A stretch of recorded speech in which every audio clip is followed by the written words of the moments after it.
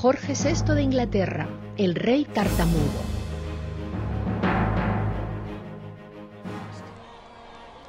Con motivo de la boda de los príncipes de Inglaterra, William y Kate Middleton, hoy Historia y Salud nos habla de las vicisitudes del rey Jorge VI, bisabuelo de William, cuya tartamudez constituyó su mayor desafío en una etapa en que comenzaban a hacerse indispensables los medios de comunicación electrónicos.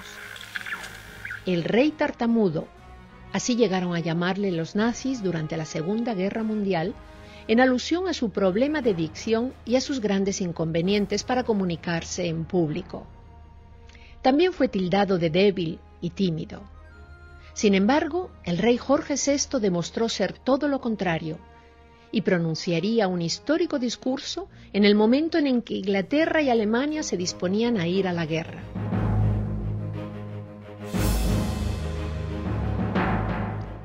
Alberto Federico Arturo Jorge nació el 14 de diciembre de 1895 en Sandringham, provincia de Norfolk, siendo el segundo hijo del rey Jorge V del Reino Unido y de la reina María de Teck. Desde su niñez y hasta los 30 años tuvo que enfrentar su tartamudez, lo que acrecentó su timidez, hasta que un terapista australiano logró curarle este defecto. Se define tartamudez como una alteración del habla que se caracteriza por un trastorno en la fluidez del lenguaje. Es ese paciente que todos conocemos, que hablando tiene que repetir mucho las cifras, que no puede avanzar y que se nota el esfuerzo que tiene que hacer para sacar la palabra próxima. En un baile en 1920 conoció a la sociable Isabel Bowes-Lyon, hija de un aristócrata escocés. El joven se sintió muy atraído hacia ella. La cortejó durante 2 años y se casaron en abril de 1923. Su hija mayor, la actual reina Isabel, nació 3 años más tarde. Y en 1930 nació la princesa Margarita Rosa. Pero su tranquila vida familiar no duró mucho tiempo.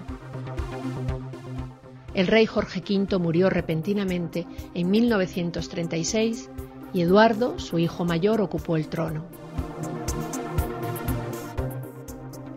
Sin embargo, el nuevo monarca reinó poco tiempo, pues en diciembre del mismo año renunció a todos los títulos de la realeza para casarse con Wallis Simpson, una estadounidense divorciada.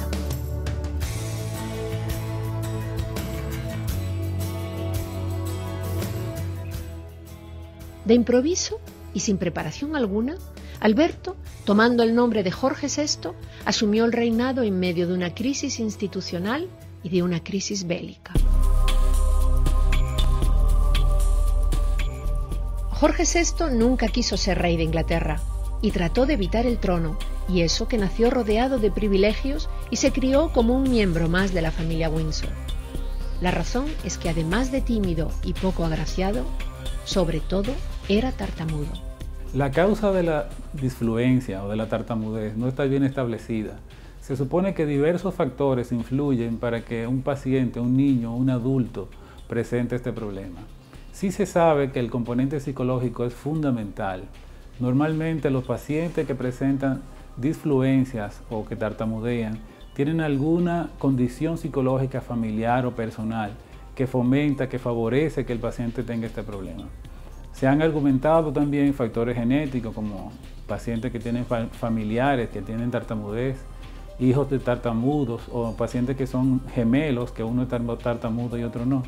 Pero la causa exacta no se sabe. Lo único que sí se sabe es que el componente psicológico es determinante para que se produzca y persista esta condición. Su padre, el rey Jorge V, fue un hombre muy severo. El estricto régimen en el que fue educado determinó la personalidad del pequeño, quien sufrió un gran sentimiento de abandono y falta de méritos. Incluso fue forzado a escribir con la mano derecha, pese a haber nacido zurdo.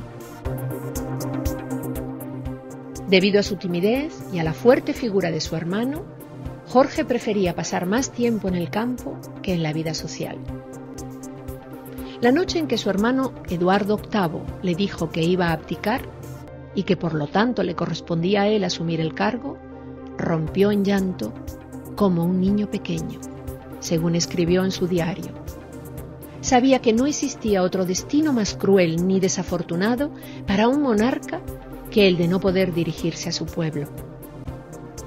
Pasó de la mayor humillación y ridículo en su primer discurso ante un micrófono, con motivo de la clausura de la exposición del Imperio Británico en 1925 en Wembley, a una impecable declaración de guerra contra Hitler a través de las ondas radiales. For the second time in the lives of most of us, we are at war. Aquel mal trago del discurso en Wembley convenció a su esposa de la necesidad de una urgente reacción.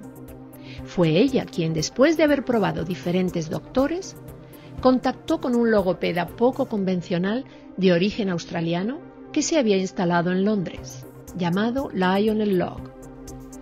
Locke creía que la tartamudez de Jorge VI podía estar vinculada a la figura dominante de su padre, Jorge V. Este logopeda le convenció de que su problema era físico y que podía resolverse con ejercicios, evitando con ello provocarle una falta de confianza en sí mismo. También le hizo cantar palabras que le costaba pronunciar y soltar groserías con fuerza, porque según Locke, los tartamudos se atascan menos cuando se enfadan. Si un paciente es diagnosticado tempranamente y manejado adecuadamente por un equipo médico en el cual es fundamental la presencia del psicólogo, es un paciente que tiene alta oportunidad de superar su tartamudez o su disfluencia. Muchos pacientes, su entorno familiar no les ayuda porque hay problemas familiares, conflictos de diferentes tipos en la escuela, y estos pacientes tienen peor pronóstico. Pero bien manejado, un paciente puede con el tiempo superar su tartamudez. Para el discurso más trascendente de su vida, en el que Jorge VI declaró la guerra a la Alemania nazi, Locke ideó una particular estrategia. El mensaje lo pronunció de pie, en una antesala, con la ventana abierta para que corriera el aire y sin chaqueta. En la estancia solo estaba él y Locke. Jorge VI se ganó el respeto de la Iglesia y la simpatía de los británicos, aglutinados alrededor de los receptores de radio para escuchar sus mensajes de perseverancia y su deseo de permanecer en sus labores en el Palacio de Buckingham, a pesar de los bombardeos de los alemanes en Londres, entre 1940 y 1941. La actitud del rey sirvió de inspiración a los británicos para soportar la guerra. El hecho de que tanto él como su esposa vivieran al igual que el resto de la gente esos duros momentos hizo que el pueblo le tuviera un gran respeto. Su hermano, en tanto, permanecía ese tiempo junto a su familia en las Islas Bahamas. El rey Jorge VI, a quien le fue aconsejado fumar para combatir su tartamudez, murió de cáncer de pulmón a los 56 años, pasando la corona a su hija Isabel en febrero de 1952.